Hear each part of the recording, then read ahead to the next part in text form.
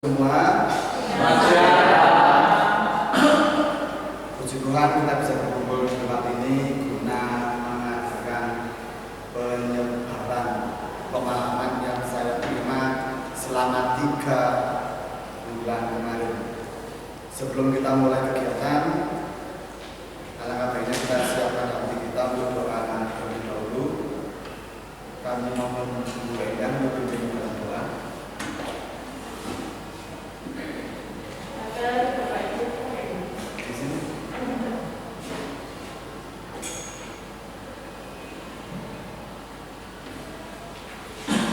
Saudara, mari kita mengawali seluruh kegiatan kita hari ini dengan berdoa.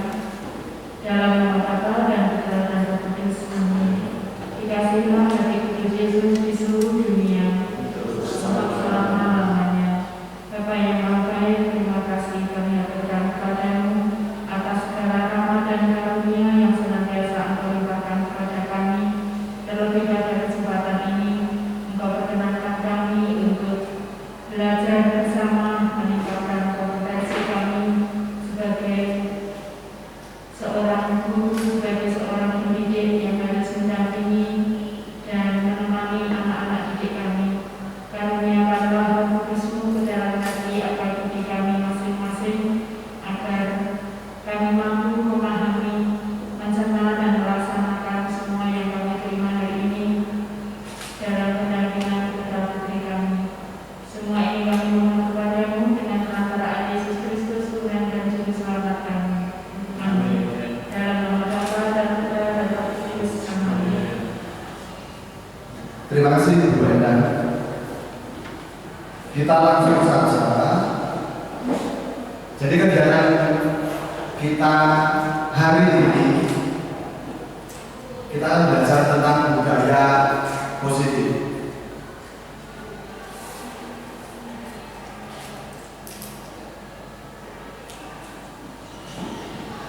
Ya, selama 3 bulan kemarin saya dan tim calon gubernur didampingi oleh Pak Durani, itu selaku fasilitator yang membawai 10 teman.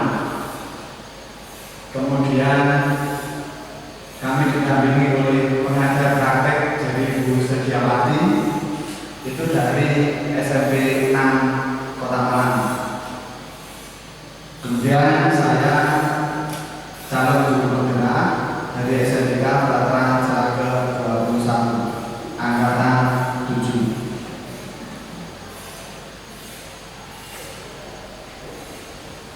Hari ini memang sesuai dengan jadwal, saya harus melakukan penyebaran pemahaman yang saya terima kepada teman-teman di SMK Pelataran Caraga 21.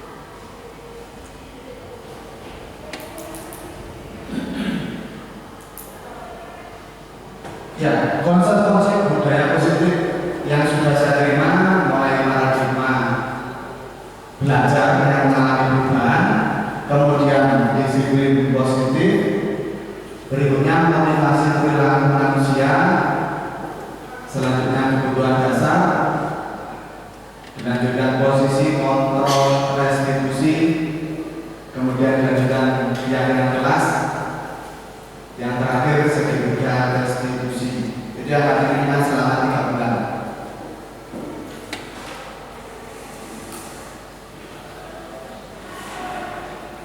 kita akan membahas tentang perubahan paradigma belajar yang akan terjadi di sekolah kita nanti.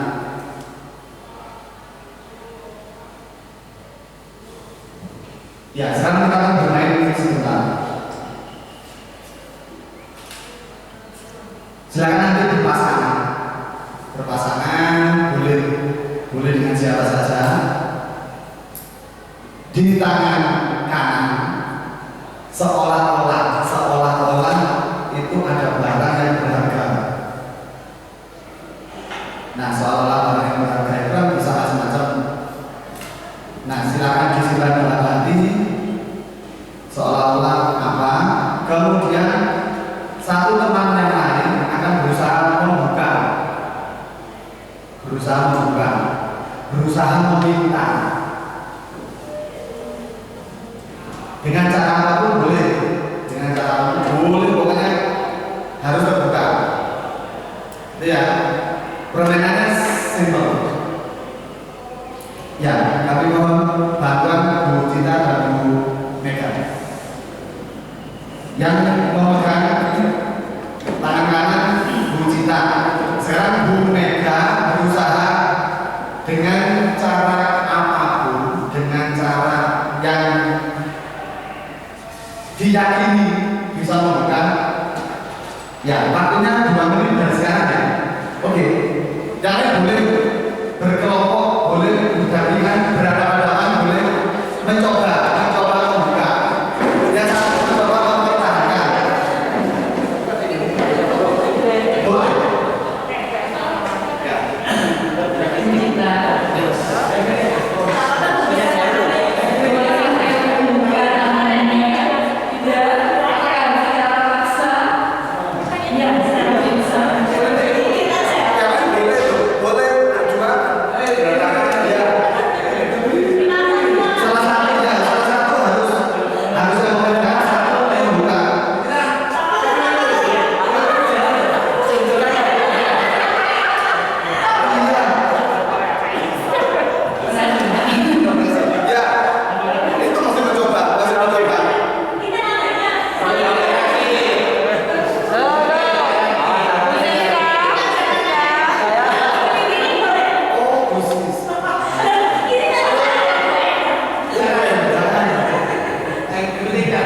Ya, terutama untuk kita semua. Ya, Bu Mega tadi apa yang dilakukan? Yang saya lakukan pertama minta izin dulu, tapi ternyata tidak diizinkan. Lalu saya menggunakan cara paksa. Kalau saya sebelumnya kan dipanggil. Saya gitu caranya. Ya, silakan Bu. Dengan cara gimana Bu? Ditemukan dia lemah gitu di jadinya sakit terus saya buka terpaksa saya buka karena sakit tadi. Ya, kebetulan kita. Iya, itu kondisi contohnya. Apa yang dialami oleh peserta didik kita sama. Nanti ilustrasinya begitu.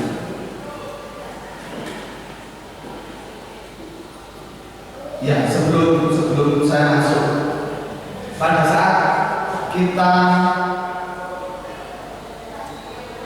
melakukan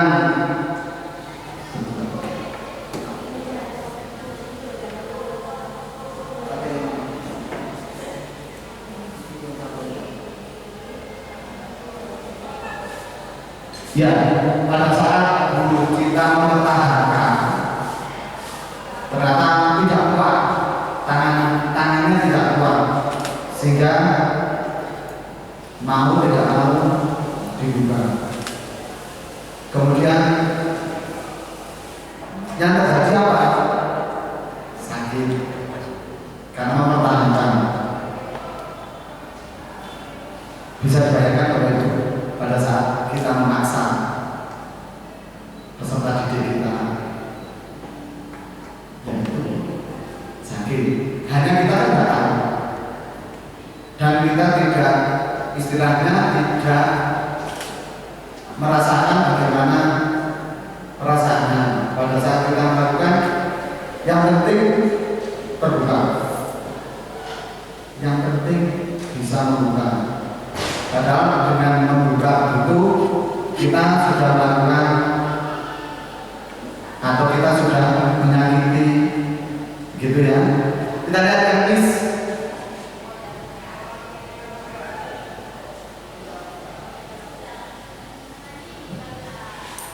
Ilusinya guru mengontrol murid. Kelihatannya iya, kita yang mengontrol guru. Pada dasarnya kita tidak dapat memaksa murid untuk berbuat sesuatu jika murid itu tidak mengizinkan. Jadi seandainya begini Bapak Ibu, saya memaksa, silakan kerjakan, kelihatannya malu dia kerjakan, tapi dalam hatinya tidak. Jadi ini yang terjadi. Akibatnya nanti apa? 1 tahun ke depan, 2 tahun ke depan itu menjadi tidak baik bagi murid sendiri. Kalau kita kan sudah lewat, tahun berikutnya lewat lagi dengan pola yang sama seperti itu, kita sudah menyakiti berapa murid. Kemudian ilusi yang kedua, bahwa semua penguatan positif, efektif dan bermanfaat. Penguatan positif atau bujukan itu merupakan bentuk-bentuk dari kontrol yang kita lakukan. Segala usaha untuk mempengaruhi murid agar mengulangi suatu perilaku tertentu adalah semua usaha untuk mengontrol murid dengan embel-embel apapun. Kemudian yang ketiga, ilusi bahwa kritik akan membuat orang merasa bersalah, dapat menguatkan karakter. Yang diterima murid bukan penguatan karakter, tapi yang diterima murid adalah dia merasa gagal. Dia merasa gagal itu levelnya masih akan semua ada. Teman-teman juga gagal. Tapi ini arahnya menjadi gunung es nanti Bapak Ibu.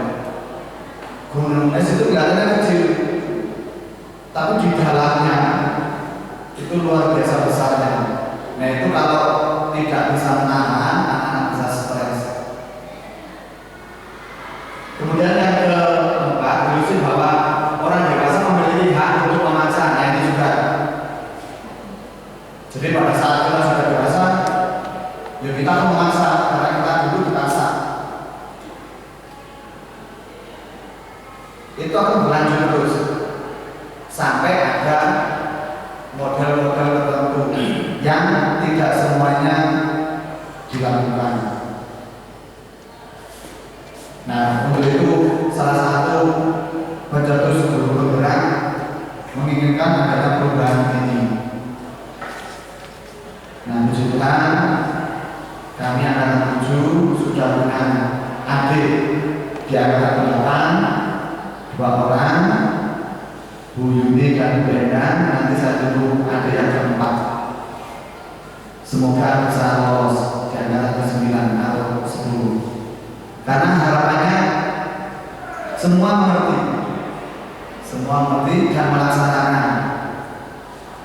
Memang benar, kita paradigmanya sudah berubah, zamannya berubah, dan peserta didik kita juga berubah. Berat tantangan, apalagi usia-usia seperti saya dan teman-teman, beberapa teman-teman itu usia dari kurikulum berapa, dari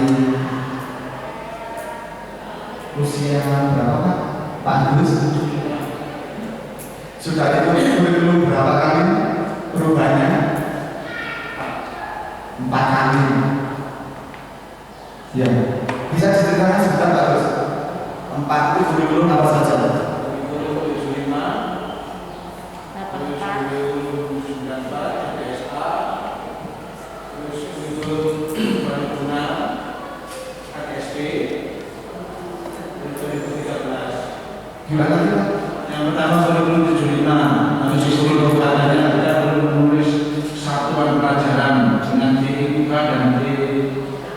3 kecuali khusus dan umum dengan harus ditulis tangan.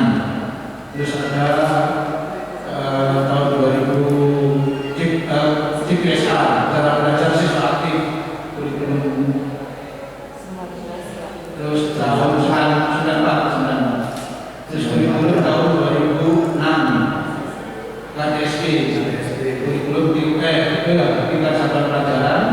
Terus kurikulum 2013 sekarang 13 5 kali proses. tepuk tangan untuk Pak Agus. 5 kali mengikuti kurikulum. Nanti ada kurikulum lagi 5 kali nantinya. Biasa begitu. Ya.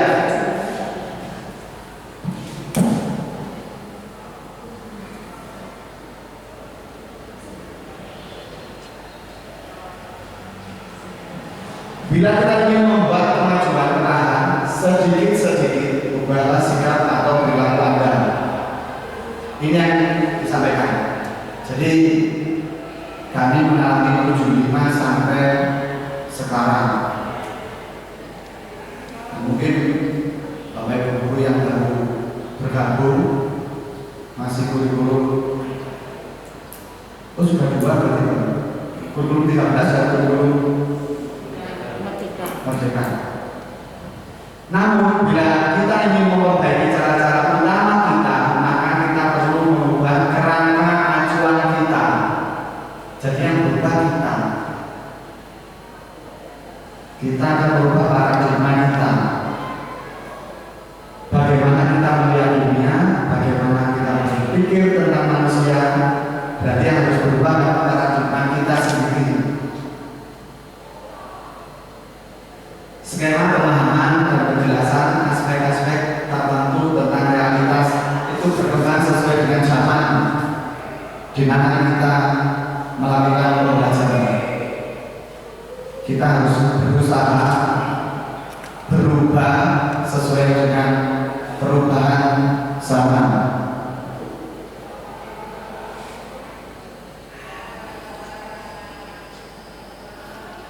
Ini dulu kita nggak dulu kalau kita harus masuk yang sekarang, realitas kita sama. Dulu pada saat saya masuk ke sini ya sama, tapi menurut teori kontrol beda. Kita masuk di sini sudah berbeda. Kemudian semua orang melihat hal yang sama. Teori kontrolnya adalah setiap orang memiliki gambaran yang berbeda. Yang dulu kita mencoba mengubah orang agar berpandangan sama dengan kita. Sekarang kita berusaha memahami pandangan orang lain tentang dunia. Kalau dulu kan seperti yang saya punya, tapi sekarang ini loh dunia. Bukan lagi melihat saya, tapi melihat dunia. Kemudian perilaku buruk dilihat sebagai suatu kesalahan. Kemudian teori kontrolnya adalah semua perilaku memiliki tujuan. Ini nanti kita akan bahas mengapa saya melakukan kesalahan. Kalau selama ini kita melihat itu salah, selanjutnya bagaimana? Itu ada nanti. Kemudian selanjutnya orang lain bisa mengontrol saya. Orang lain bisa mempengaruhi saya, tapi menurut teori kontrol enggak. Karena tadi kalau saya tidak mengizinkan, orang lain pasti akan bisa. Nah itu nanti bercampurnya gimana? Kalau saya dikontrol oleh kurator,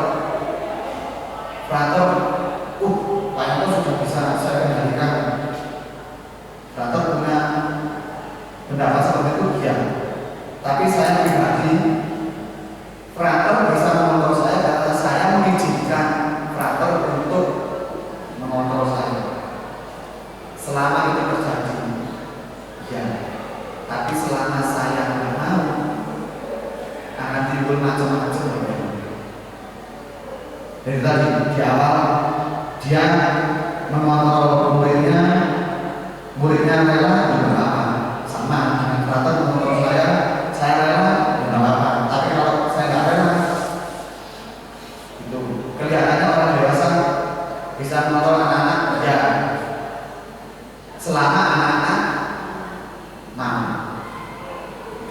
Kemudian saya bisa mengontrol orang lain, ya. Tapi teorinya bukan. Selama dia mau, ya kita jalan. Kemudian pemaksaan ada pada saat rujukan gagal. Pemaksaan ada pada saat rujukan gagal. Jadi apapun yang kita lakukan kita tidak bisa dipaksa. Harusnya kolaborasi. Ini kata-kata yang sering nanti kita ketemu, kolaborasi. Kemudian terakhir, model berpikir dulu adalah menang dan kalah. Saya menang, siswanya kalah. Jangan sampai siswa saya menang. Kalau siswa saya menang, bahaya. Harusnya mulai sekarang kita berpikirnya adalah saya menang, siswa saya menang. Itu yang sulit,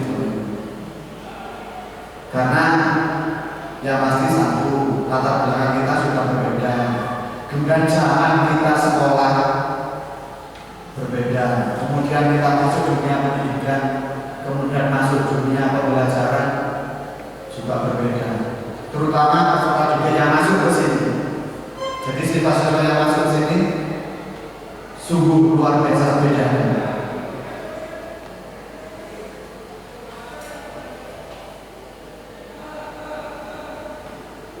Ya, kita masuk materi berikutnya, disiplin positif. Kira-kira apa ya yang terngiang kalau ada kata-kata disiplin sebelum positif? Disiplin, menurut Bapak Ibu, disiplin itu apa?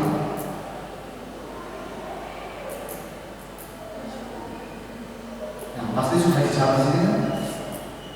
Disiplin adalah, menurut saya, menurut Bu Siska, disiplin adalah tak boleh berpikir jauh-jauh.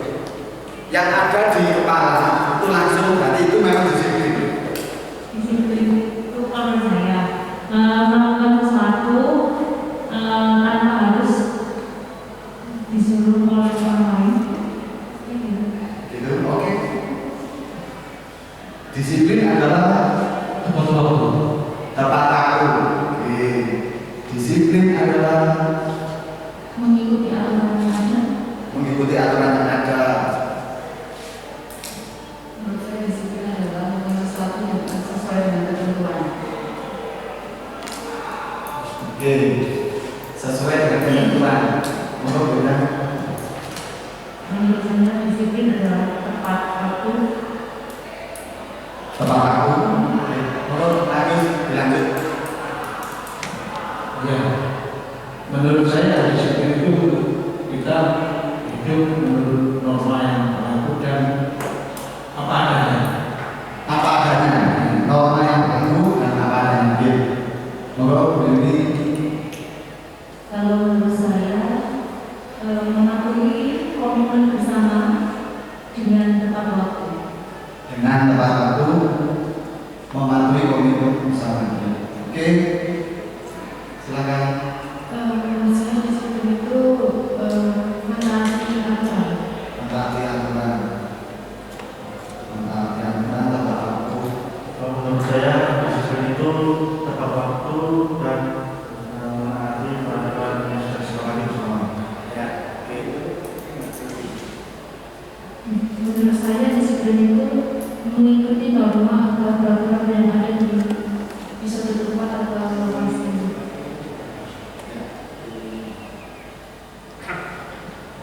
Disiplin, taat meski tidak ada yang lihat.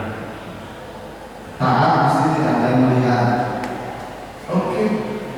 Dan menurut saya disiplin itu melakukan sesuatu berdasarkan konsensus yang sudah disepakati bersama. Melakukan sesuatu yang sudah disepakati bersama. Ya. Menurut saya disiplin itu taat akan peraturan. Taat akan peraturan.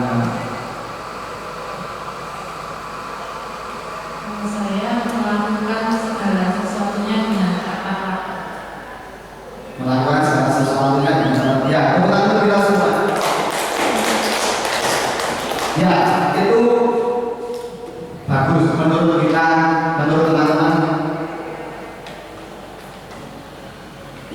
Disiplin. Kira-kira kalau kita tidak melakukan disiplin,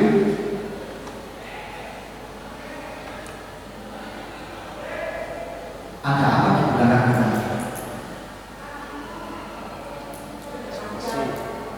Kacau. Tidak ada keteraturan. Saya nggak disiplin, saya nggak tahu apa-apa. Yang kacau siapa Bapak Ibu? Diri sendiri dan sekitarnya dan lingkungannya.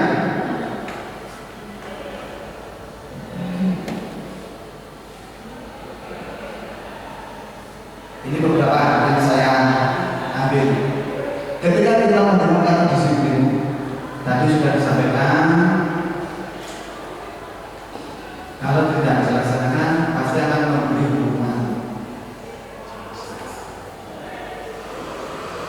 Hukuman yang bisa macam. Dalam budaya kita kata disiplin dimaknai dengan menjadikan sesuatu yang dilakukan seseorang pada orang lain untuk mendapatkan kepatuhan.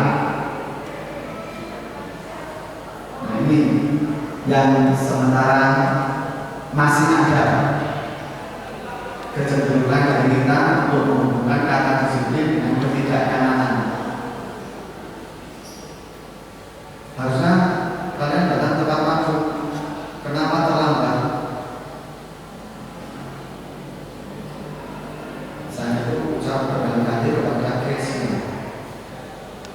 Mengapa terlambat?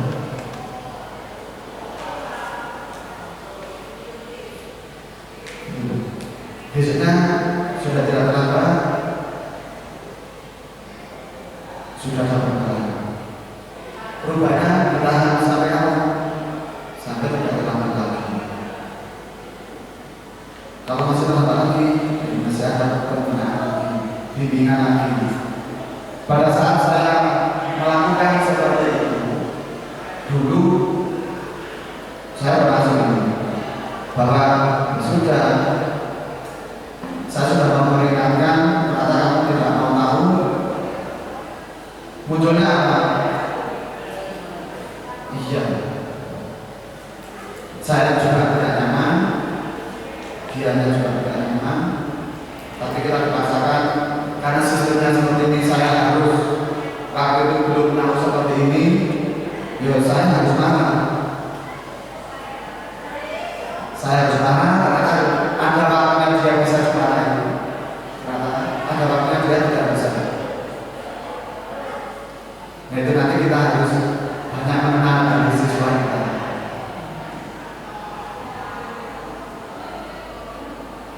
Menurut Ki Hajar Dewantara, karena kita di sana, di mana ada kemuliaan, disitulah harus ada disiplin yang kuat. Sungguh pun disiplin itu bersifat self disiplin. Artinya kita sendiri.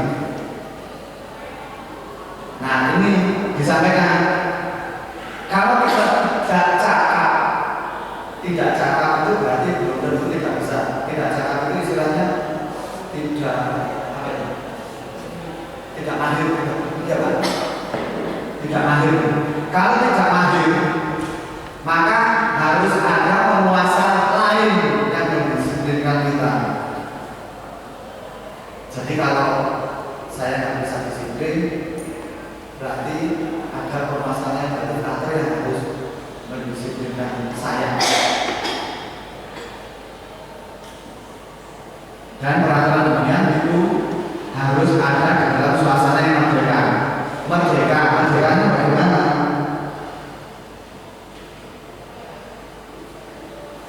Saya takut salah. Kalau begini, minta bantuannya membaca. Mardika iku jaruannya mung lepasin pantai, ning uga kuat kuwasa amandiri priyangga. Bahwa merdeka itu artinya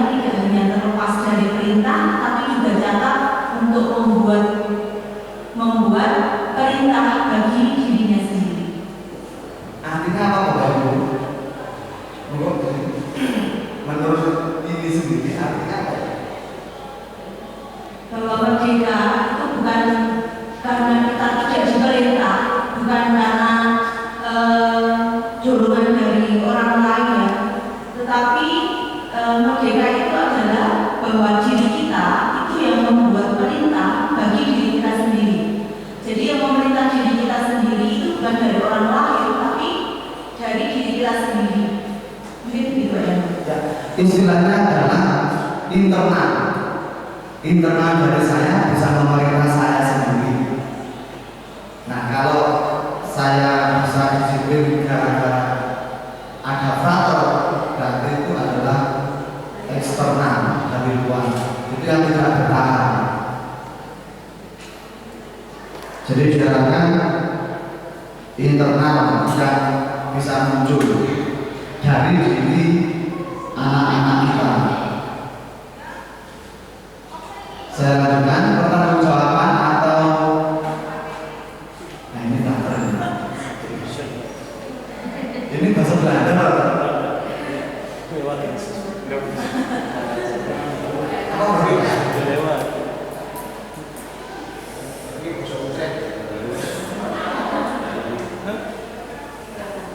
Pertanggungjawaban atau selalu menjadi sisi hanya hak atau kewajiban dari seseorang yang pegang kekuasaan atau pemimpin dalam umumnya.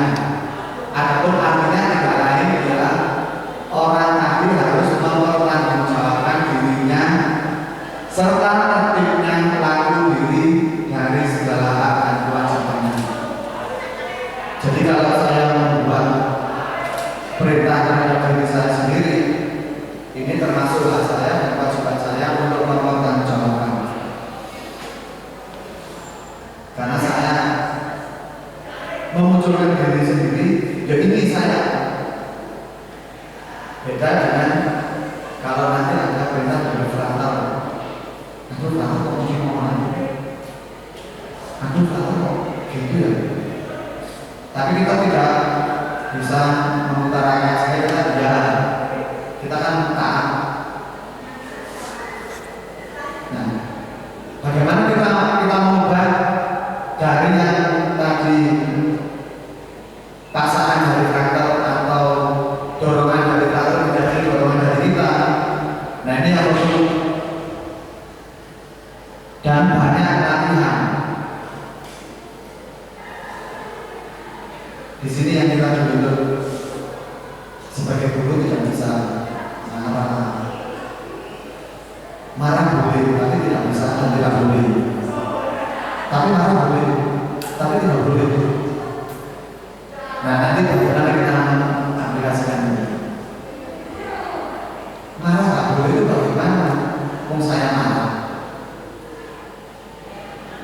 Itu nanti ada manajemen emosional. Jadi guru itu di mata anak harus dari meskipun anak. Berkaitan dengan marah, Bapak Ibu sudah pernah mengenyam sekolah taman anak-anak. Hal yang paling diingat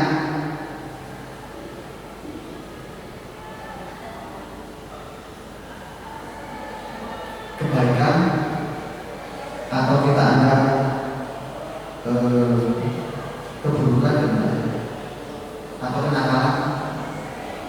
Saya pribadi masih ingat saya terlambat masuk kelas harus berdiri. Waktu itu zamannya boleh guru menghukum diri kan begini.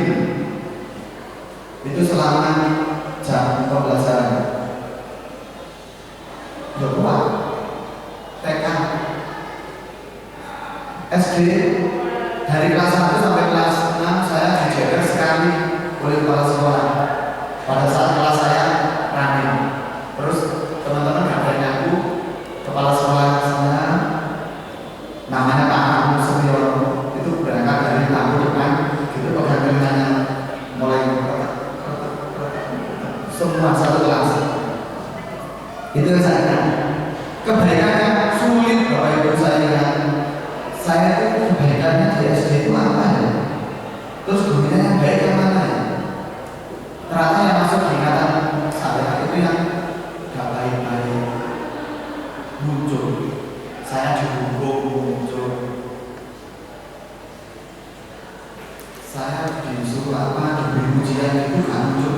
sini saya itu nggak ada memorinya yang baik-baik. Guru saya yang baik mana?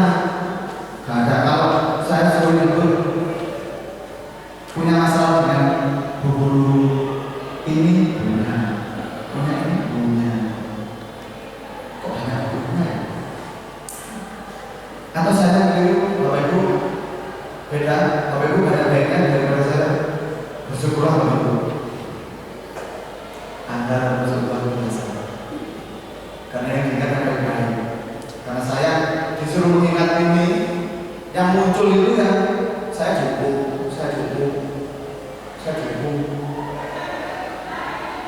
Saya pergi kemana diberi penghargaan tidak pernah muncul di sini. Itu mencari kalau panas kan baru saya pernah diberi pujian. Tapi kemana yang muncul cepat adalah keburukan.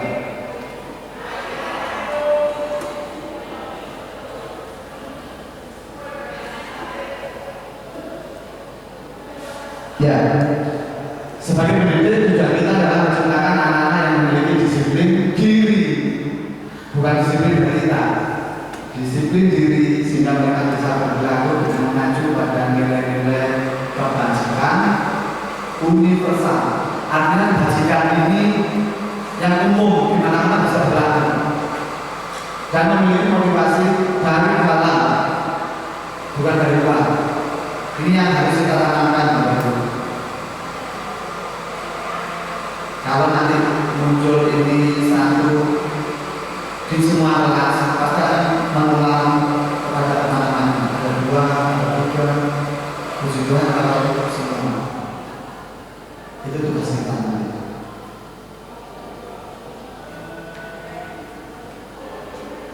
Nah, di tahun ini pembelajaran yang berorientasi pada pengembangan kompetensi dan pengembangan karakter yang sesuai dengan nilai-nilai Pancasila.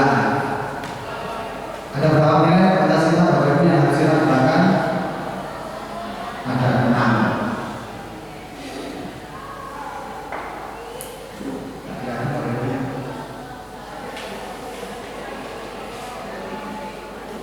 Beriman kepada Tuhan Esa, bergotong royong, kreatif, bernalar kritis, mandiri. Ini sengaja saya ambil dari yang biasa kita lihat. Tapi tadi seandainya saya ambil, kemudian gambarnya saya ganti, kira-kira Bapak Ibu masih ingat? Ada 6 yang harus kita tuju, mulai dari beriman, kemudian sampai mandiri. Jadi tujuan kita itu.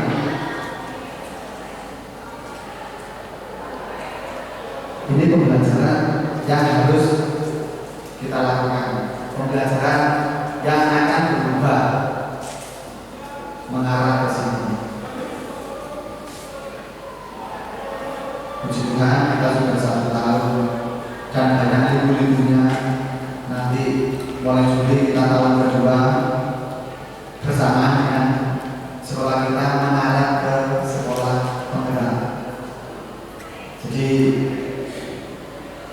kita akan siap-siap dibimbing oleh kader menjadikan sekolah kita menjadi sekolah penggerak. Jadi kalau sekolah kita menjadi sekolah penggerak, yang melihat bukan sekolah seyayasan, tapi sekolah di samping kita. Jadi Bapak Ibu nanti suatu saat akan didatangi oleh teman-teman minimal MGMP, kemudian dari desa lain. Mau tidak mau kita akan siap, karena sekolah penggerak akan menjadi sekolah, istilahnya sekolah tujuan, sekolah istilahnya jujukan. Jadi SMPK Lapangan 121 kalau sudah memasang sekolah penggerak, sekolah yang lain pasti akan melihat dan boleh ke sini. Kita akan belajar bersama. Nah itu semoga tidak diundur lagi, karena brother sudah menyampaikan bulan Juli atau Juni itu kita sudah mulai mengarah ke sekolah penggerak, dan kita akan belajar ke sekolah penggerak yang lain sehingga kita menjadi sekolah penggerak juga, karena tidak otomatis kalau brother sudah kelihatan kita sekolah penggerak kita langsung jadi sekolah penggerak, bukan begitu. Jadi kita akan mulai dari nol menjadi sekolah penggerak.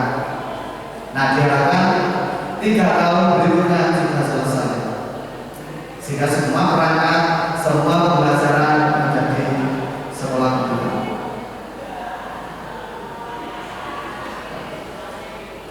Kita lanjut ke motivasi perilaku manusia.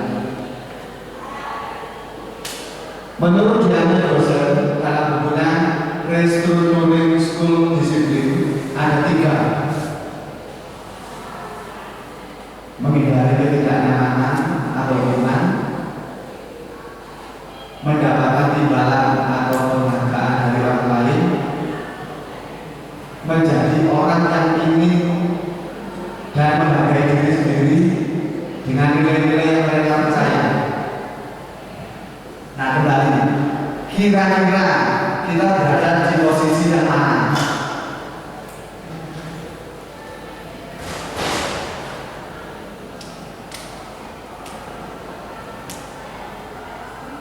Contoh konkret Bapak Ibu, kita datang pagi hari mau memposisikan seperti apa? Kepinginan nomor 1, nomor 2 atau nomor 3 pada saat saya datang pagi hari.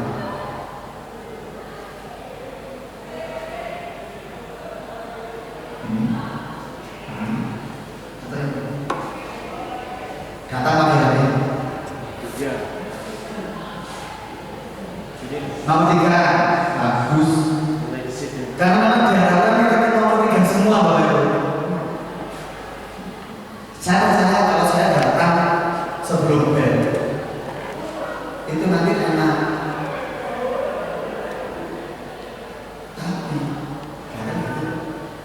Tapi bukan itu sih. Tapi nah alasannya silakan kita sehingga saya nggak bisa ya. Nah ini Pak Ibu, kalau masih di sini, mohon paradigmanya harus dirubah, bukan jalannya. Ya ini paling dasar. Jadi kalau disiplin gara-gara ini, kita itu levelnya paling dasar. Masalah ada, tapi tidak semua, tidak setiap hari. Bisa jadi saya hari ini nomor 3, saya hari Selasa jadi nomor 1 karena saya pikir takut terlambat begitu. Penjelasannya menghindari ketidaknyamanan atau teman. Tingkatan ini merupakan tingkatan terendah dari motivasi, paling rendah. Untuk menghindari teman, ketidaknyamanan akan bertanya apa yang akan terjadi apabila saya tidak melakukan.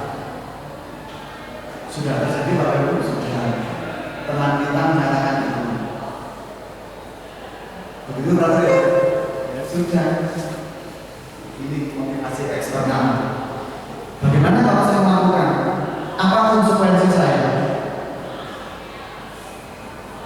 Ya sudah, selesai.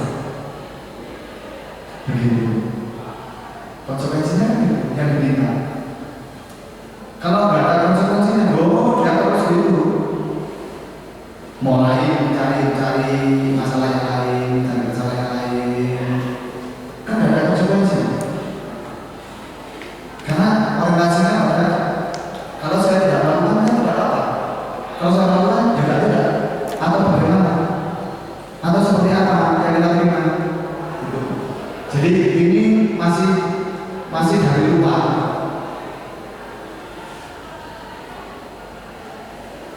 Kemudian yang kedua, mendapatkan imbalan atau penghargaan dari orang lain. Ini sama Bapak Ibu, bersifat eksternal. Satu tingkat di atas motivasi yang pertama. Di sini kita melakukan disiplin. Kalau ada embel-embelnya, macam-macam Bapak Ibu. Saya ingin datang pagi hari supaya dipuji brother. Itu sebenarnya. Jadi motivasinya sudah beda. Mendapatkan pujian. Ya memang kita, ya siapa sih yang tak mau dipuji? Tapi kan bukan begini caranya.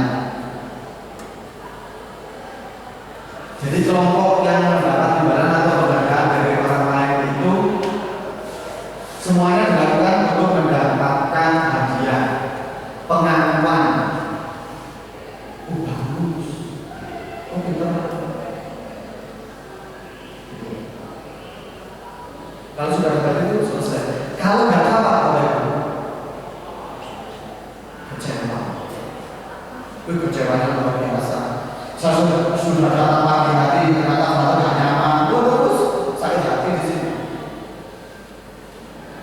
Karena motivasinya eksternal, bukan dari dalam. Kalau saya datang pagi hari, pokoknya saya datang pagi hari. Guna saya datang pagi hari itu apa? Untuk menyapa anak-anak pagi, untuk mempersiapkan tugas-tugas. Kalau tidak bisa apa-apa, tidak apa-apa. Nah itu diharapkan. Yang ketiga ini yang dimunculkan. Setiap diri kita, kalau dengan motivasi ini, pasti akan bertanya, akan menjadi orang seperti apa kalau saya melakukan ini? Jadi kalau saya mau terlambat, saya nanti jadi apa yang kalau terlambat? Terus murid-murid saya nanti seperti apa ya? Itu yang sulit kan? Jadi mari kita nanti belajar bersama. Karena menentukan ini bukan 1-2 hari, tapi bertahun-tahun. Karena apapun yang kita bina, kalau ada pemicunya, itu bisa dibilang teori-teori yang sudah saya terima itu waktu ketemu, kemudian emosi saya muncul, ternyata saya belum menguasai emosi, ya langsung sampai di sini, terus keluar tanduknya.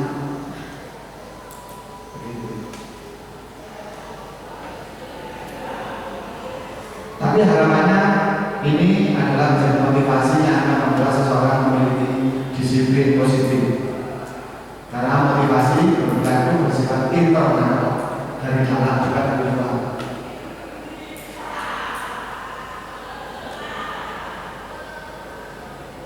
Kemudian selanjutnya kebutuhan dasar.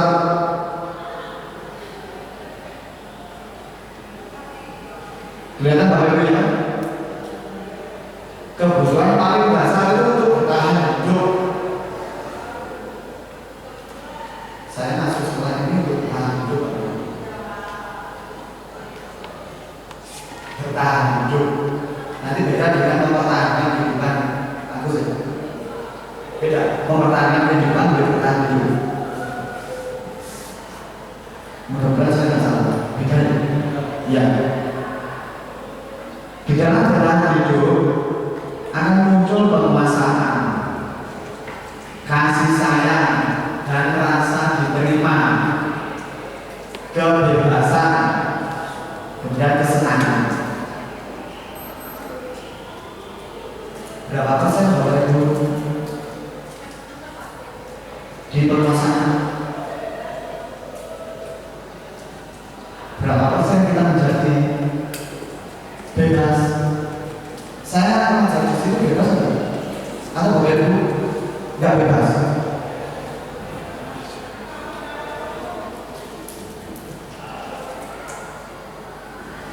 Kemudian pertanyaan berikutnya, Bapak Ibu masuk di sini senang nggak?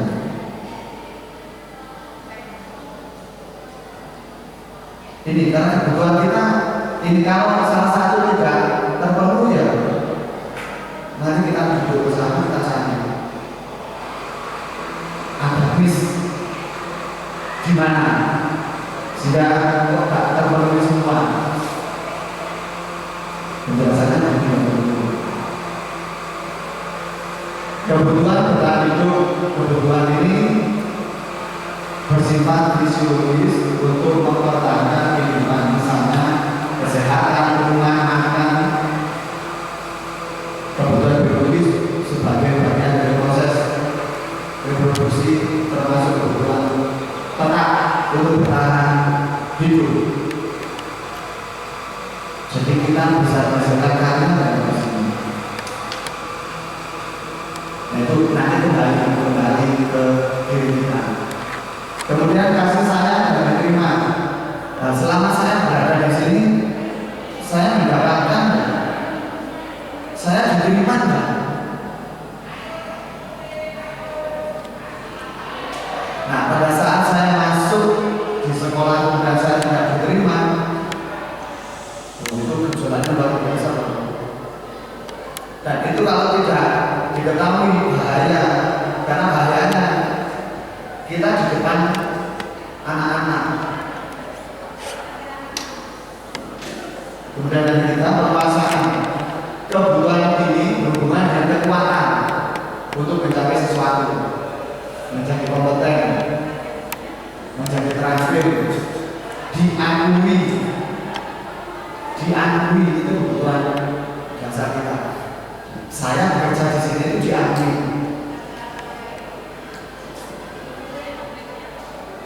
Diterima, tapi sudah kasih sayang dan diterima,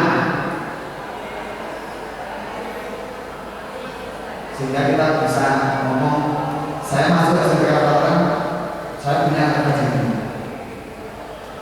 Begitu Pak Ibu ya, saya punya. Kemudian kebebasan di SMP Katoran membebaskan untuk apa? Mandiri. Saya merasa mandiri seperti yang saya inginkan. Nah nanti jangan sampai kita mau ngajar seperti ini tidak bisa, mau ngajar seperti ini tidak bisa, mau ngajar seperti ini dihalang-halangi, kemudian kebutuhan kita menjadi terhambat.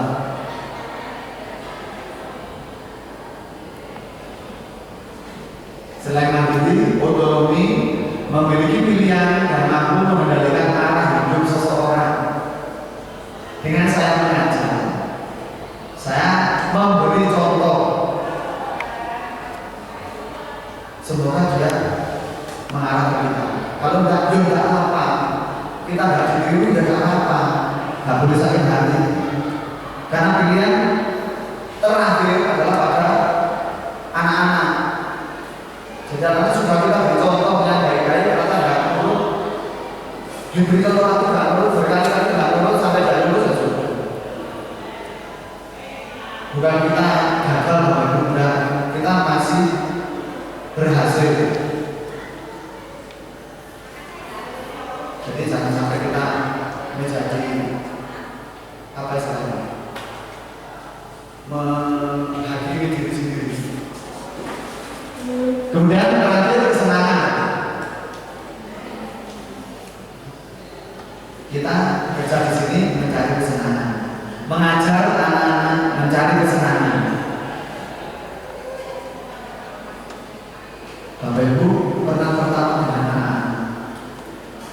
Bu pernah bermain dengan anak-anak?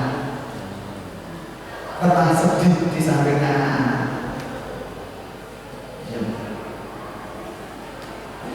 Saya tadi melakukan sedih bersama ini karena apa? Sepele Bapak Ibu, pesawatnya Ilim ditaruh, kemudian Kes yang mengambil tanpa memberitahu, terus diberikan kabar oleh kita berangkat. Ilim langsung nangis karena Ilim kan nggak bisa ngomong. Sudah nangis, sudah selesai, saya ajak bicara pelan-pelan. Tapi kenapa pesawat saya diambil Kesia tanpa ngomong, terus diterbangkan? Lah pengenmu apa tadi? Pengennya saya yang pergi ke Aceh sendiri. Seperti itu boleh.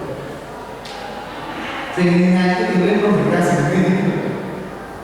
Ternyata sama Kesia diambil langsung diberikan. Karena ini tidak bisa menyampaikan undang-undangnya ya nangis. Nangisnya di mana Bapak Ibu? Di lapangan. Jadi di lapangan itu semua ada ke sana, ini langsung ada ke sini. Nangis. Terus nanti saya ngomong mencari solusi yang terbaik, masuk ke masalah ini. Itu. Nah kita diupayakan membawa kesenangan kepada setiap peserta didik, kepada setiap anak. Jangan sampai nanti saya mengajar yang senang dengan saya sebelah sini, enggak. Satu hari kita tidak menyenangkan setiap hari. Besok ketemu lagi ternyata masih di sini, berarti hari yang kedua kita tidak menyenangkan. Itu jangan sampai gitu ya. Kita akan belajar bersama-sama supaya kita bisa senang, bermain dan tertawa.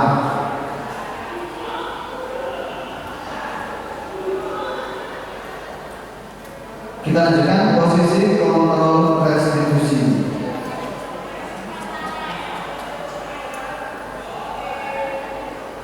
Nah,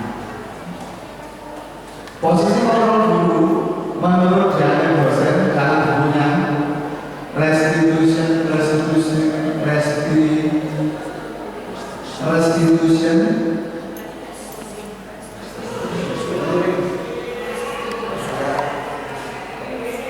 Ya bahasa Inggris.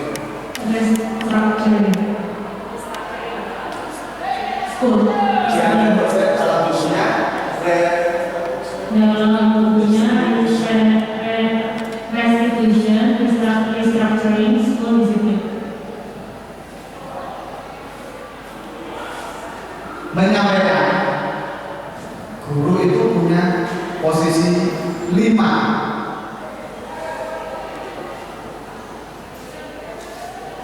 Itu kita miliki semua. Saat ini Bapak Ibu di posisi yang mana? Saat ini, bukan kemarin. Saat ini kita di posisi yang mana? Karena ada hukum, pembuat rasa bersalah, teman, pemantau, atau manajer.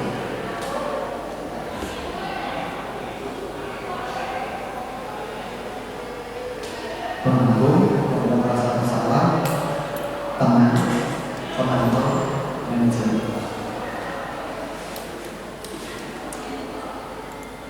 Sementara sudah dipikirkan Bapak Ibu ya, kita langsung.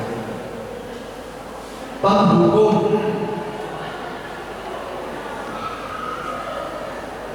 Seorang penghukum bisa menggunakan hukuman fisik maupun verbal.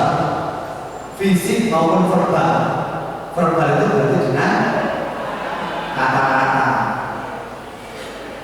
Orang-orang yang menjalankan posisi penghukum senantiasa mengatakan bahwa seorang memerlukan sistem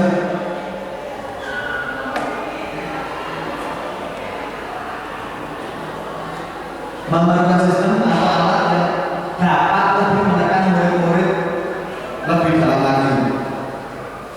Guru-guru yang menerapkan biasanya Bapak Ibu ya, patuhi aturan saya atau atas. Kamu selalu saja salah, kamu selalu saja terlambat, itu berarti saya. Kesia, kamu selalu saja terlambat, berarti saya menjadi penghukum. Apalagi diteruskan dengan kata-kata yang macam-macam. Kemudian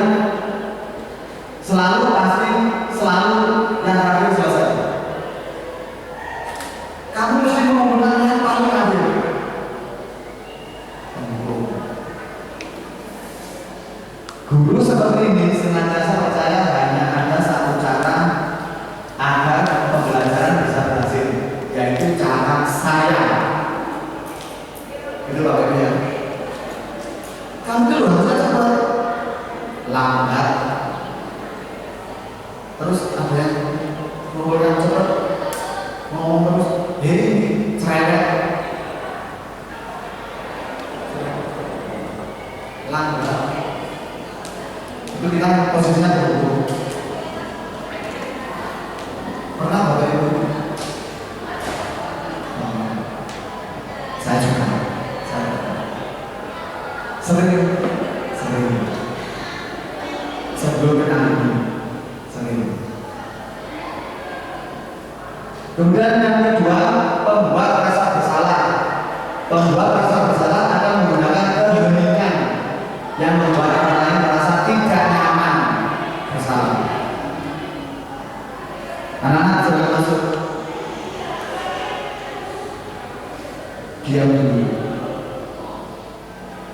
Apa yang membuat kalian tadi bertengkar? Gak usah jawab, diam dulu. Mengapa memukul dia? Gak usah jawab. Itu membuat rasa bersalah. Berapa kali Bapak Antum memberitahu kamu? Gimana coba kalau orang tahu kamu berbuat begini? Sebenarnya saya lakukan, apalagi ke Nixon berapa kali saya bilang, apa saya bilang ke Bapak, saya menjadi yang kedua, pembuat rasa bersalah. Di posisi ini murid akan memiliki penilaian diri yang buruk tentang diri mereka. Murid merasa tidak berharga. Ingat Bapak Ibu, bukan sekarang. Kedepannya ini akan muncul. Dan dalam mengajarkan orang-orang yang disayanginya muncul terus, tapi nanti. Kalau sekarang kelihatannya gimana beritahu Pak? Saya memberitahu dulu. Ingat, nanti kontrol kita kalau dia mau. Kalau tidak, apa yang kita sampaikan pasti tidak akan didengar. Posisi sebagai teman, guru pada posisi ini tidak akan menyakiti murid, namun akan tetap berupaya mengontrol murid melalui persuasi. Posisi teman pada guru bisa negatif, bisa positif. Positif di sini berupa hubungan yang baik yang akan terjalin antara guru dan murid. Guru di posisi teman menggunakan hubungan baik dan humor untuk mempengaruhi seseorang. Ini biasanya gini Bapak. Jangan melakukan itu, musuh kasihan sama ayahmu. Kamu kan bisa antar kekurangan, musuh membaca lagi. Jaga nama baikmu di sekolah. Itu posisi teman. Jadi ayo ingat. Ayo ingat tidak. Ayo ingat tidak bantuan Bapak selama ini. Ya sudah lain kali tidak apa-apa. Nanti bantu bereskan.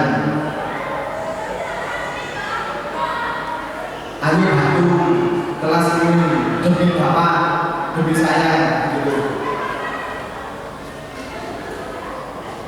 Hati-hati dari posisi teman adalah bila suatu saat guru tersebut tidak membantu.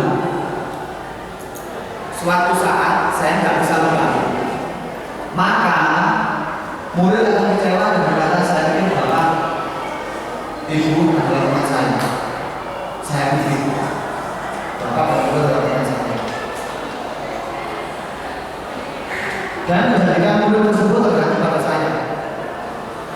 Kalau dibilangin Bapak Ibu yang lain, Bapak siapa?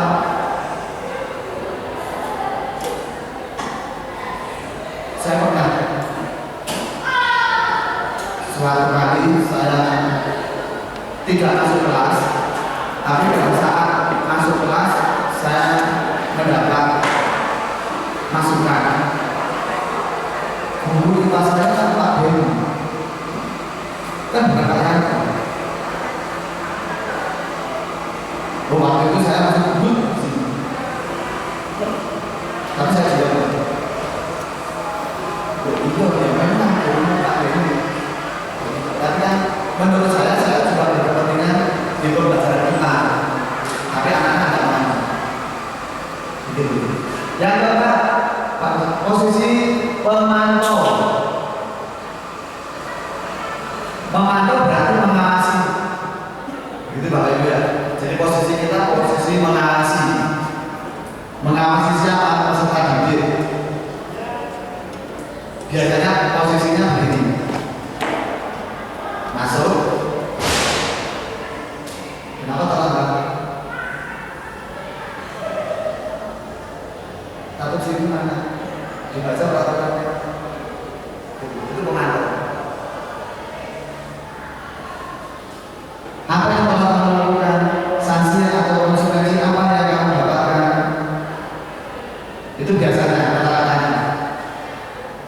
Seorang pemantau sangat mengadakan penghitungan catatan dan data. Kamu sudah berapa kali terlambat?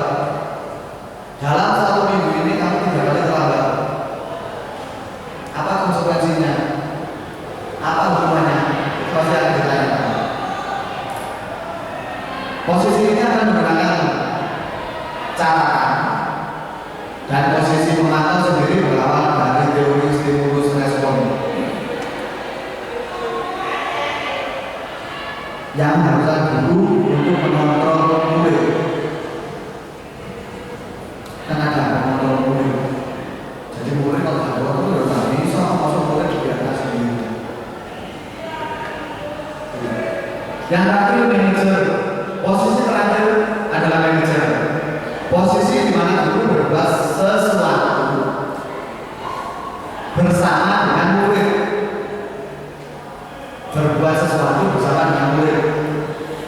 Mempertanggungjawabkan perilakunya, mendukung murid agar dapat menemukan solusi atas permasalahannya sendiri. Jadi kalau geser terlambat, kenapa terlambat? Apa yang bisa kamu lakukan supaya tidak terlambat? Bisa tidak hal itu dilakukan? Siapa saja yang mendukung? Kalau perubahan peserta didik tidak didukung oleh sekolah, berarti kita menggunakan dukungan oleh keluarga. Nah, kalau keluarga tidak mendukung, berarti ada apa di sistem yang kita bangun? Nah, itu perlunya nanti kolaborasi, duduk bersama. Biasanya seorang manajer akan berkata apa yang kita yakini. Apakah kamu yakin melakukan hal ini yakin apa tidak? Kamu melakukan hal itu yakin apa tidak? Karena kembali di awal semua hal yang dilakukan pasti punya tujuan.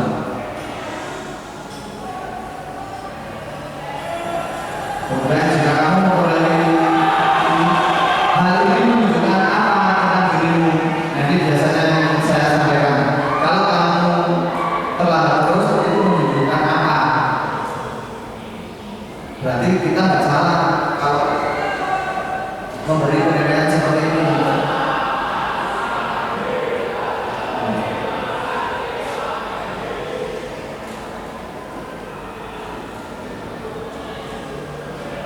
Mengacu pada teori yang terakhir tadi, kita kan belajar membuat keyakinan kelas. Kalau dulu kita menyampaikan itu kesepakatan kelas. Nah, ternyata di program bergerak kesepakatan itu di minggu pertama, kemudian berubah menjadi keyakinan kelas, menjadi keyakinan sekolah. Apa saja keyakinan kelas yang kita punya? Nah, kita akan berlatih Bapak Ibu keyakinan sekolah, bukan keyakinan kelas. Kita kan punya sekolah. Nanti akan saya bagi kartu. Silakan Bapak Ibu menunjukkan satu keyakinan Bapak Ibu yang bisa menjadi acuan keyakinan sekolah. Satu saja Bapak Ibu. Nanti kalau sudah satu, dua ya boleh. Tapi satu dulu.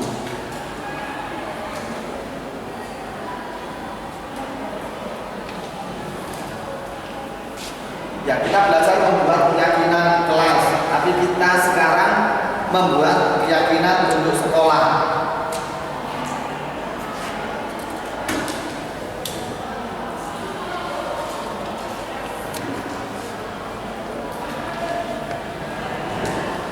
Ya, satu saja boleh.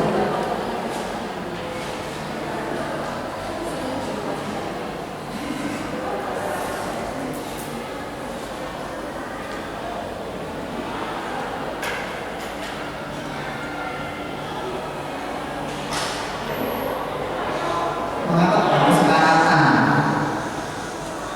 Karena sepakatan karena dilihat dari kosakata dan kedalaman yang itu kalah dibandingkan keyakinan. Keyakinan itu didapat dari diri sendiri, bukan dari diskusi. Kan saya yakin, saya yakin. Sudah Bapak Ibu, boleh ditanyakan di sini. Kalau sudah menuliskan, silakan Bu.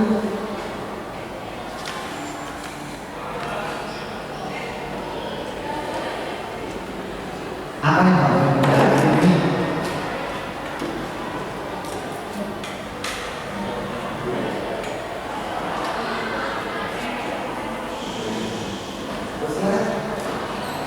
Ya.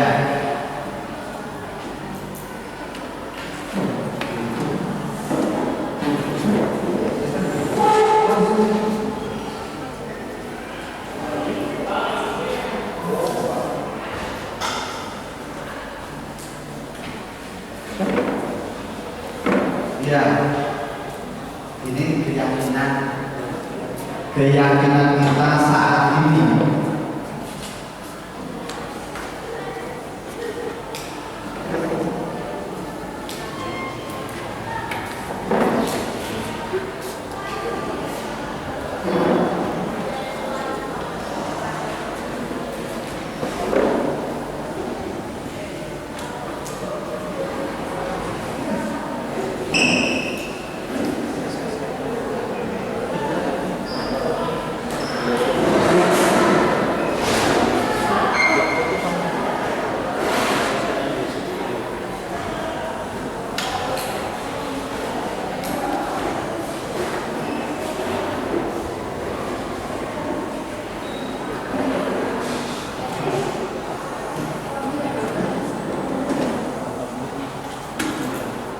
Ya, silakan Bapak Ibu yang belum.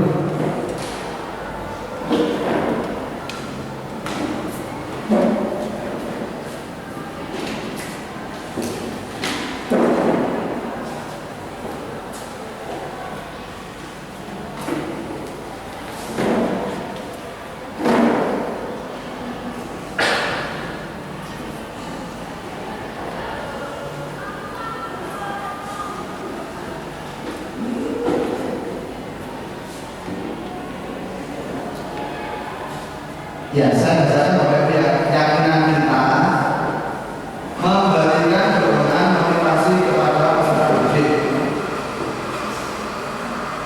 Memberikan dorongan atau motivasi kapan? Setiap saat, setiap hari. Begitu.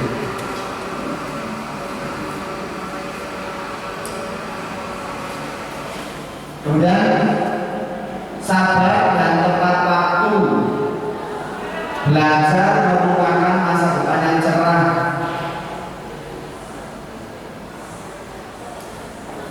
Setiap anak mempunyai bakat dan passion yang tidak dapat dipaksakan, harus selalu mengikuti kemauan guru. Sekolah mampu mengembangkan potensi peserta didik. menyelesaikan tugas tepat waktu, membuat pembelajaran yang menyenangkan sehingga peserta didik merasa tertarik untuk belajar, datang tepat waktu, disiplin, melancarkan segalanya. Ya, ini keyakinan kita saat ini, teman-teman kita. Itu kalau dilaksanakan, berarti kita sudah punya 9.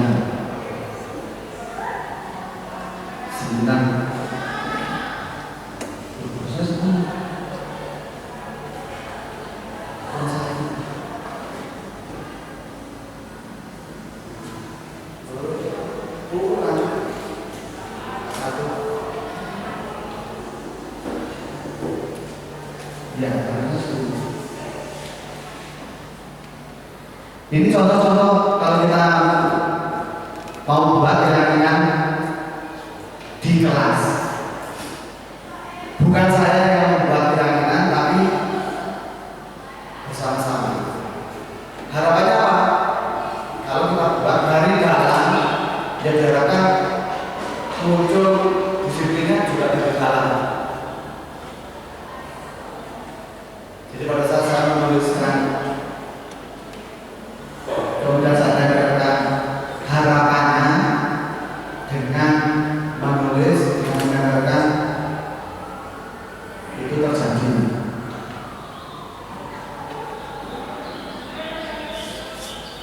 Sudah Pak Satu?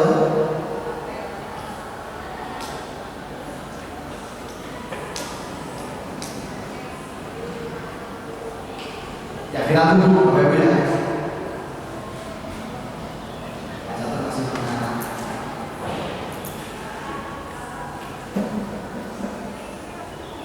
Nah, karena catur terakhir, mungkin ada yang bisa disampaikan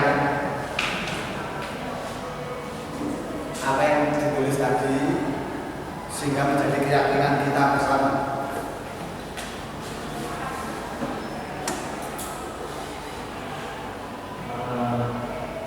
Datang tepat waktu dan taati peraturan sekolah. Mau dijelaskan?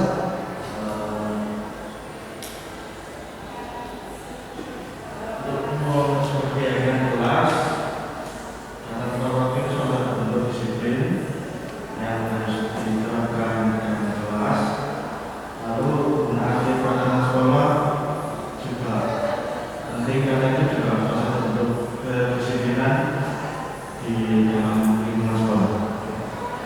Terima kasih. Ada pertanyaan untuk Pak? Ya, terima kasih.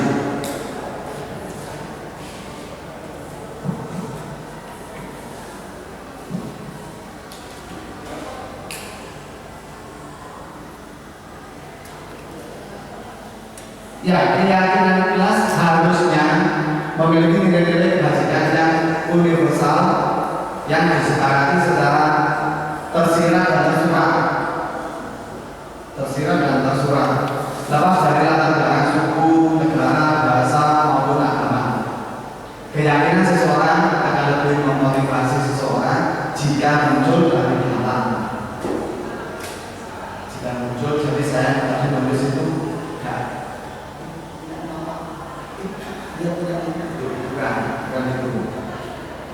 Seseorang akan lebih tergerak dan bersemangat untuk menjalankan keyakinannya daripada hanya sekedar mengikuti serangkaian peraturan yang tertulis langsung kita masuk ini peraturannya. Ternyata itu yang saya alami. Peraturannya seperti apa? Tapi isinya ini kan iya. Tapi kan dilanggar terus. Itu nanti ke depannya mari kita berubah bersama-sama. Ini ada tahapan menciptakan program kebajikan. Nanti ada daftar kebajikan yang disusun bersama. Kemudian menentukan nilai-nilai kebajikan yang akan menjadi prioritas utama di sekolah.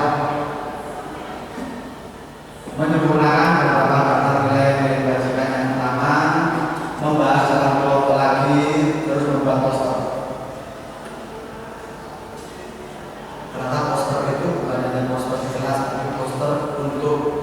semua warga.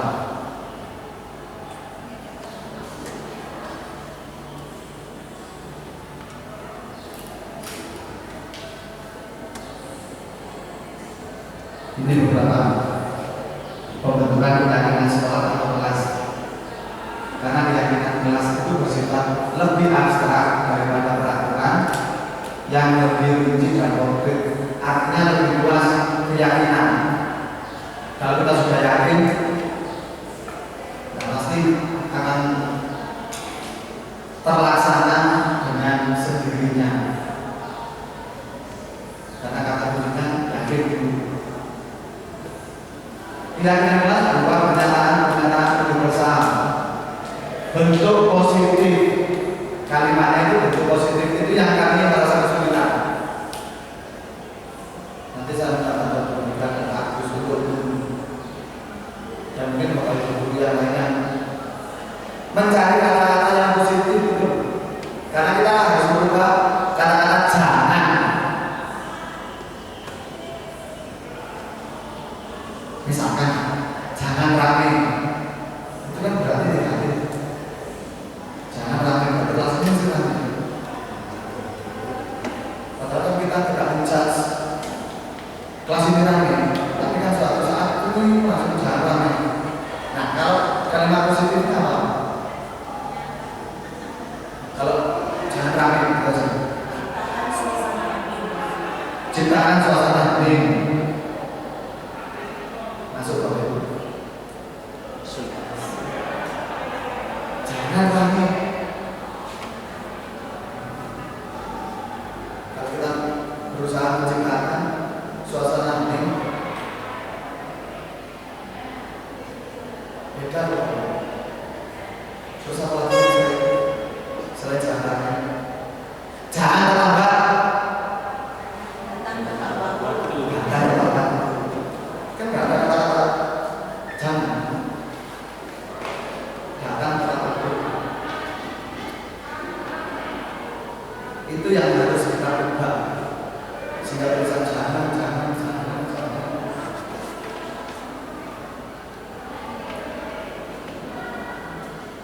Keyakinan kelas sebagai sesuatu yang dapat diterapkan. Nanti kita membuat keyakinan kelas yang tak mungkin. Selama satu tahun kita satu kelas, ternyata nggak mungkin dilaksanakan. Susah. Nah itu sebuah kesepakatan, tapi yang bisa dilaksanakan. Semua warga kelas hendaknya ikut nimbrung, ikut urut pendapat, sehingga tidak ada kesan kelompok ini saja yang buat, saya enggak. Nanti muncul iri hati karena tidak didudukan sama, duduk sama benda itu sama.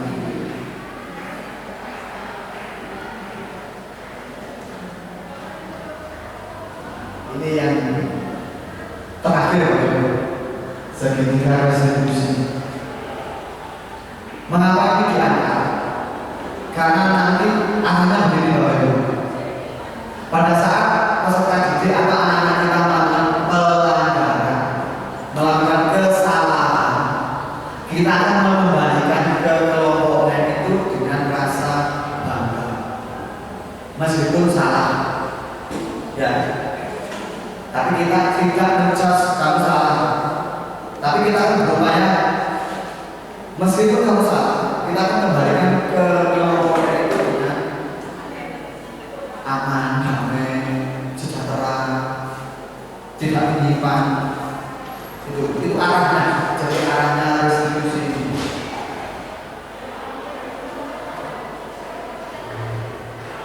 Nah, dari segitiga restitusi ada validasi tindakan yang salah. Kita lakukan dulu validasinya. Tindakan yang salah, kemudian menstabilkan identitasnya. Kita menstabilkan, kemudian menanyakan keyakinan. Ini memang perlu latihan. Banyak kasus, saya yakin bahwa itu sudah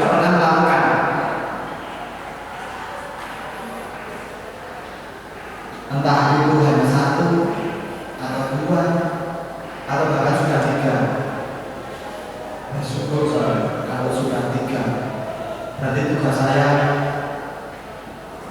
lebih benar lagi. Karena kita harus menyamakan ini Bapak Ibu. Saya sudah dapat, saya harus menyebarkan dan harus yang minimal seperti saya mendapat. Itu yang sulit. Saya mendapatkan 50%, karena saya menyampaikan menjadi 25% atau menjadi 10% dari apa yang disampaikan oleh tutor, oleh pengajar. Nah itu model-modelnya nanti pertanyaannya seperti ini. Kamu tentu punya alasan melakukan itu. Kalau ini melakukan kesalahan. Kemudian apakah ada cara yang lebih efektif selain itu? Ini kita memahami. Dilanjutkan, ya memang setiap orang mesti salah. Tapi kan gitu. Setiap orang mesti salah, saya juga salah. Tapi bagaimana supaya tidak mengulangi? Kamu bukan satu-satunya yang pernah melakukan ini. Jadi kesalahan seperti ini kan tidak pernah.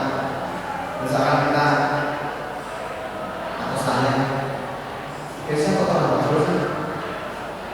Yo, kan bukan hanya biasanya orang, banyak orang. Tapi bagaimana kita mengarahkan biasanya itu menjadi tidak melakukan? Kemudian keyakinan kelas apa yang kita sepakati kalau kita terlambat terlambat, berarti kita tidak di arah datang tempat kamu lagi. Kita nggak yakin kalau saya memberikan pemberian Kesia itu satu, berarti saya ini motivasi eksternal. Kesia bagaimana kalau dia izinkan, tapi suatu saat dia tidak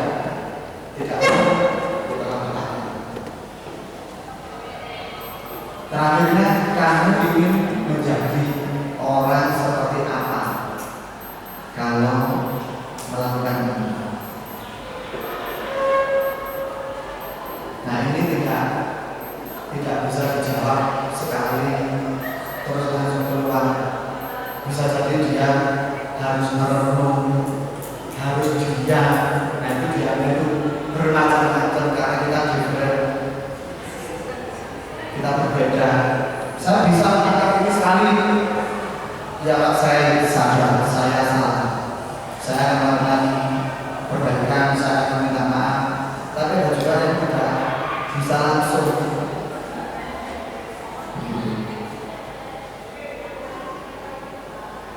Ini contoh-contohnya menstabilkan identitas. Jadi kalau kita mengikuti dia, maka kita akan tetap membuatnya dalam posisi gagal. Saya pernah melakukan dan itu dia. Saya mengkritik, ngomongin terus, ternyata tidak ada perubahan.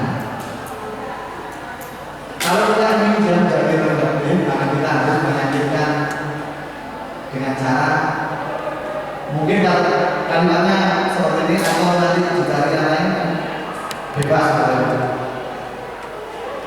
Ini contohnya, berbuat salah itu tidak apa-apa, tidak ada manusia yang sempurna. Saya juga pernah melakukan kesalahan itu. Kita bisa menyelesaikan ini, Bapak Ibu tidak tertarik dengan siapa yang salah. Ini misalnya ada benar.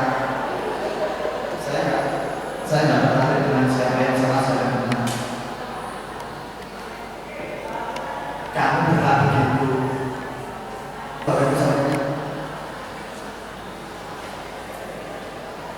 pada saat masalah bikin atau anak melakukan kesalahan, kamu berhak. Pernah?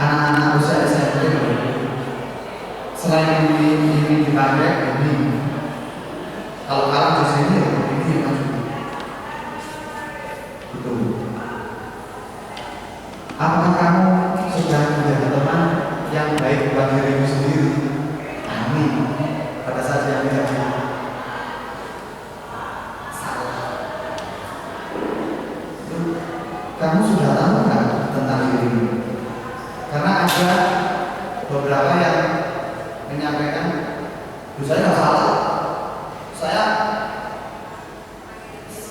menurut Bapak Ibu saya salah, tapi saya merasa nggak salah. Pernah Bapak Ibu? Nggak pernah juga. Iya, saya pernah menemui peserta didik yang gitu. Saya nggak salah, Pak. Dan saya nggak merasa bersalah. Kata Bapak Ibu, yang muncul di kepala saya itu kamu salah. Ternyata saya ngomong kamu salah itu, saya menyalahkan dengan posisi saya. Saya anak itu saya posisikan seperti saya. Enggak. Itu sebelum saya kenal ini. Yang kedua, contoh-contohnya begini.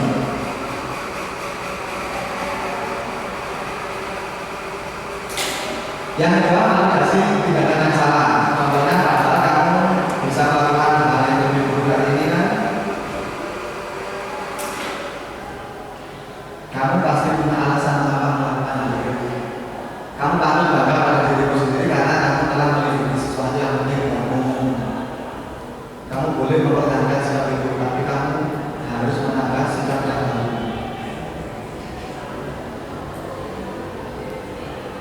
Ini saya tidak ke SO.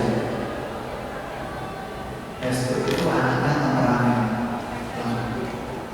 Kamu boleh mempertahankan itu, tapi lihat. Jadi kalau SO itu merasa dia menang, bukan di sini, langsung misalnya teriak. Dan itu berkali-kali. Boleh mempertahankan itu pada saat yang berkenan. Kalau berdoa ya itu.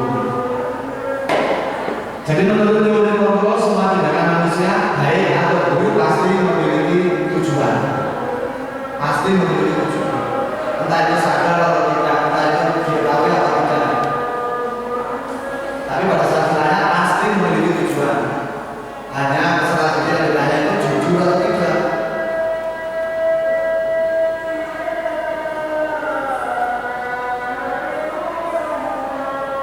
Kalimat-kalimat yang tadi terdengar asing buat guru. Tapi asing kan? Kalau disuruh tanya anak-anak salah contoh, padahal kamu bisa pernah mengatakan itu.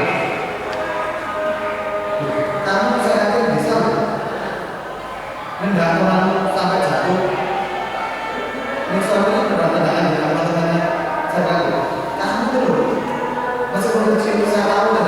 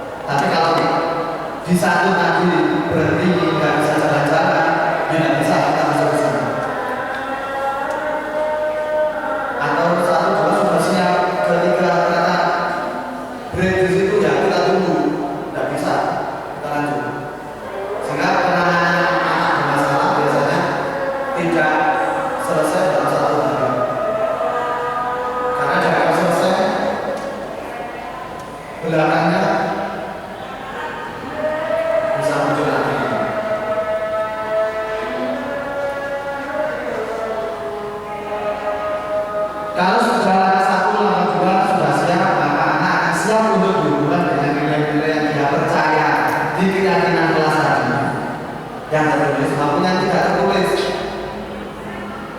yang langsung kita sampaikan,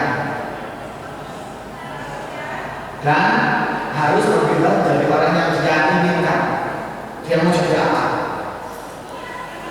Pertanyaan yang mungkin disampaikan, contohnya apa yang kita percaya sebagai satu kelas atau satu keluarga, apa yang kita tulis tadi, kemudian apa bayangan kita tentang kelas yang ideal. Kelas ideal itu seperti apa? Itu yang saya sekarang saya sudah harus katakan buat yang cari dari jalan. Karena apa?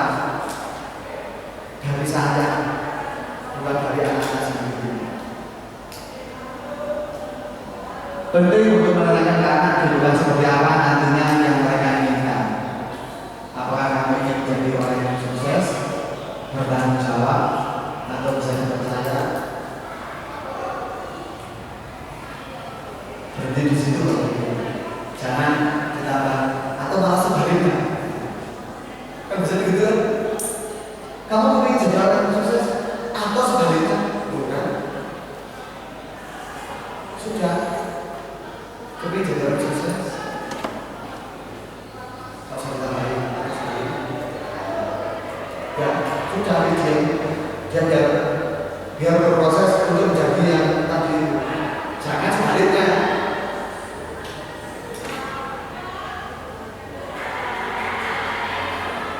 Terakhir Bapak Ibu, ini menjadi tujuannya. Jadi semua hal tadi mengarah pada standar pendidikan nasional. Tujuan bukan dari penerapan disiplin positif adalah agar terbentuk murid-murid yang berkarakter, berdisiplin, santun, jujur, peduli, bertanggung jawab, dan merupakan pembelajar sepanjang hayat sesuai dengan standar kompetensi lulusan yang diharapkan.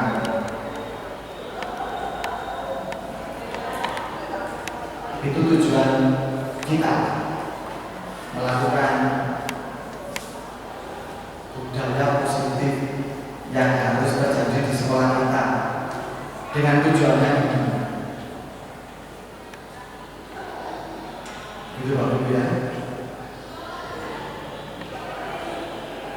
Saya punya tanya.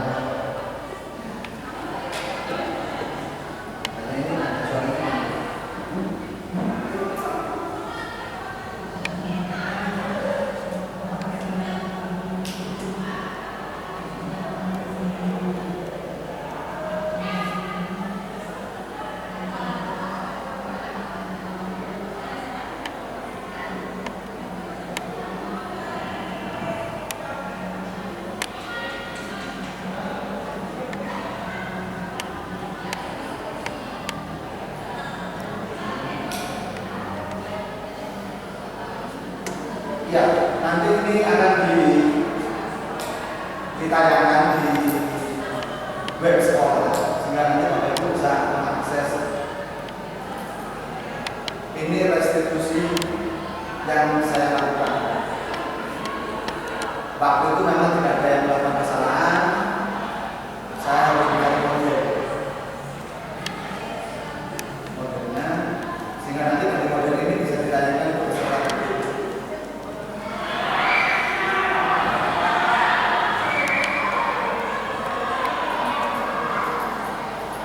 Ceritanya Rene dan Rita itu istilahnya membuli Aurel.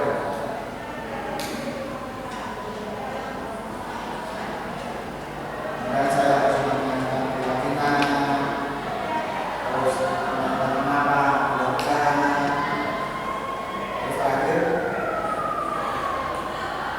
apa tidak ada hal lain yang berlaku atau berhubungan dengan siapa sesuai dengan keyakinan yang kita buat. Itu akhirnya harus ada kata-kata sesuai dengan keyakinan yang kita buat. Nah, apalagi kalau kita sesuai, maka kaitannya di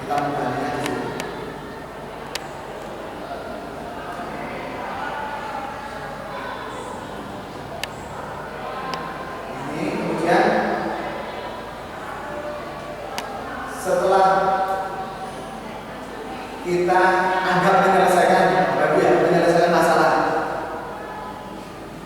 Bapak Ibu jangan lupa melakukan refleksi. Jangan-jangan kita anggap sudah menyelesaikan, ternyata belum. Makanya nanti peserta didik harus mengisi refleksi. Dia mendapatkan apa, itu akan ditulis,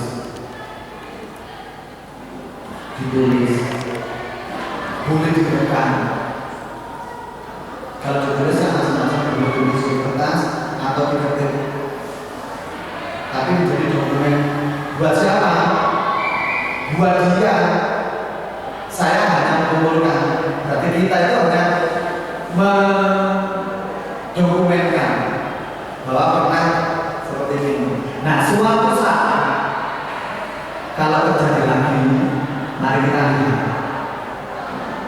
Kita dulu pernah ini ya, kok sekarang ini lagi kembali lagi keyakinannya seperti apa? Nah, jujur saya harus belajar banyak untuk membuat dokumen. Karena selama ini saya hanya bilang, menyampaikan, ternyata enggak terdokumen. Jadi ini harus muncul. Jadi pada saat saya menyelesaikan suatu masalah, dia harus diberi kesempatan untuk membuat refleksi. Karena tidak menutup kemungkinan kita sudah merasa ini selesai. Ternyata beberapa masih.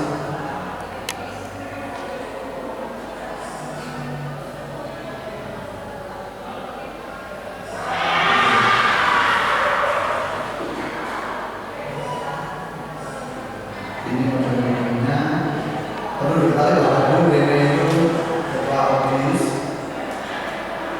kemudian Rita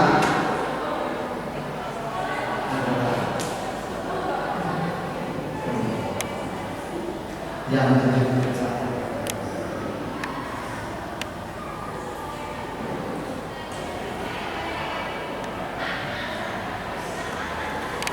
Sementara begitu Bapak Ibu ya, terima kasih atas perhatiannya. Nanti Bapak Ibu dibutuhkan satu kegiatan lagi yaitu refleksi. Jadi Bapak Ibu nanti mau membuat refleksi tentang kegiatan kita. Jadi membuat refleksi tentang kegiatan kita hari ini. Nanti enaknya buat apa ya?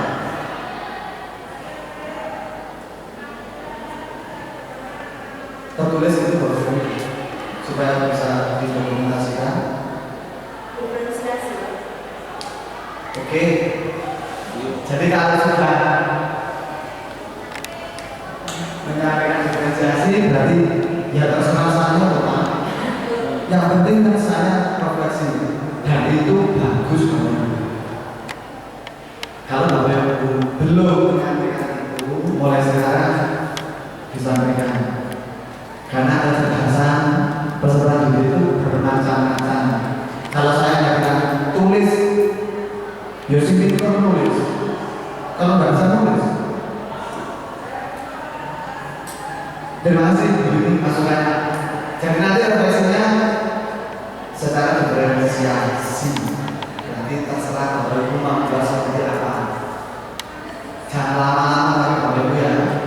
Setelah ini nanti ditutup, nanti lanjut refleksi terus dikumpulkan. Ya, nanti hasilnya dikumpulkan. Sebelum saya tutup, mungkin Frater bisa menyampaikan penerapan tentang kegiatan kita.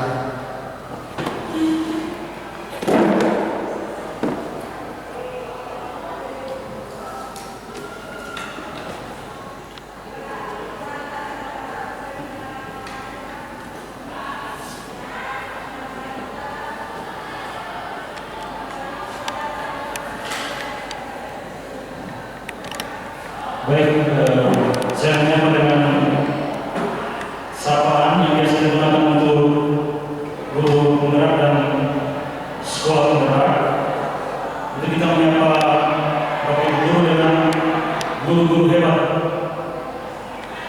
Guru hebat, selamat siang. Selamat siang.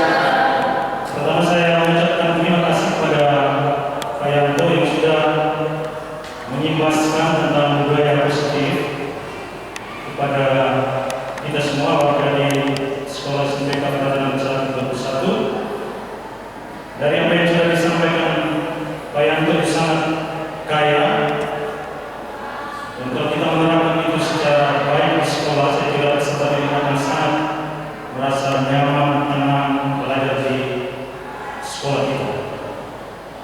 Dari paparan yang disampaikan oleh Pak Yanto, saya menarik benang merah. Yang pertama, program ini membutuhkan perubahan paradigma. Nah, paradigma itu cara berpikir kita sebagai seorang pendidik, mulai dari kita sebagai seorang pendidik. Nah, tadi disinggung tentang self disiplin, itu berarti kita sebagai pendidik harus terlebih dahulu memberikan nilai disiplin. Pertama untuk diri kita sendiri, kita sudah bahas tadi. Ada faktor intern dan ada faktor yang datang dari luar. Nah, untuk berubah itu butuh motivasi yang kuat dari kita. Apakah kita berubah itu karena takut dihukum atau diberi sanksi, atau mengharapkan imbalan pengakuan, atau memang ada nilai yang kita berjuangkan. Nah, itu termasuk dari komitmen kita untuk berubah. Pada sisi yang lain juga yang menyentuh aspek kontrol dari guru. Nah, yang lain itu kita tidak mengembangkan. Yang diharapkan di sekolah kita adalah posisi kita sebagai seorang pendidik yang bisa mengkondisikan kelas secara baik. Itu artinya posisi kita sebagai seorang manajer di kelas. Nah, untuk mencapai semua itu butuh suatu keyakinan dari sekolah sebagai sebuah lembaga maupun keyakinan yang harus dibangun di kelas supaya gerak perubahan itu bisa berimbas kepada peserta didik di kelas. Dan pada bagian terakhir penyampaian itu tentang bagaimana kita melakukan pendekatan approach kepada peserta didik. Jadi kalau peserta didik melakukan kesalahan, maka kita melewati proses yang sudah dijelaskan oleh Pak Yanto. Validasi sampai membuat keyakinan pada diri peserta didik bahwa apa yang mereka lakukan itu mungkin kurang tepat, walaupun mereka mempunyai hak untuk melakukan itu. Dari materi yang disampaikan oleh Pak Yanto itu sangat bagus, dan kita mengapresiasi apa yang disampaikan oleh Pak Yanto, dan mari kita berubah mulai dari diri kita sendiri. Itu sedikit penguatan dari saya. Sekali lagi terima kasih Pak Yanto.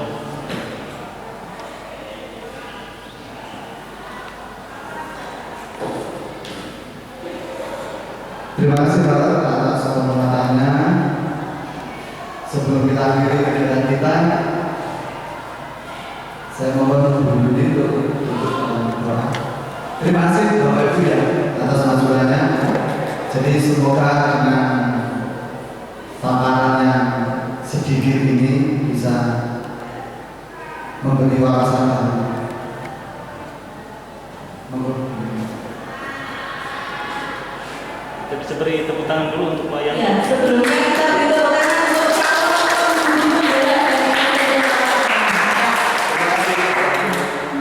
mudah-mudahan itu yang kita dapatkan dapat kita terapkan dalam kegiatan kita sehari-hari sehingga SMP Terang kedepannya semakin maju. Amin. Ya. Mari kita tutup dengan doa. Dalam nama Bapa dan Putra dan Roh Kudus. Amin. Allah Bapa di surga, puji dan syukur kami haturkan kehadiran-Mu karena kami boleh melaksanakan tugas sampai tengah hari. Banyak hal, banyak ilmu yang kami dapatkan hari ini. Semoga apa yang kami dapatkan hari ini dapat kami terapkan dalam kehidupan kami sehari-hari, khususnya dalam mendampingi peserta didik kami guna mempersiapkan masa depan mereka dan juga kemajuan